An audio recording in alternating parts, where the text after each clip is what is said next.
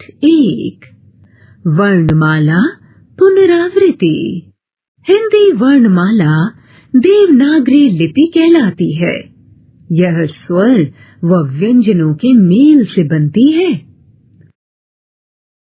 अ, आ, ई, ई, उ, ऊ, री, ए, ऐ, ओ, औ। अयोगवाह अन, अह। व्यंजन क, ख, ग, घ, अंग। च, छ, ज, झ, इय।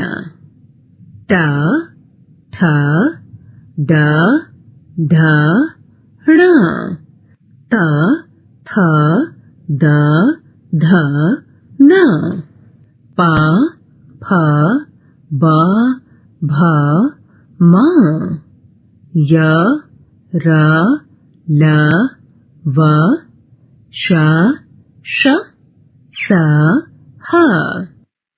संयुक्त व्यंजन क्ष, त्र, ज्ञ, श्र। अतिरिक्त वर्ण ड़, अढ़।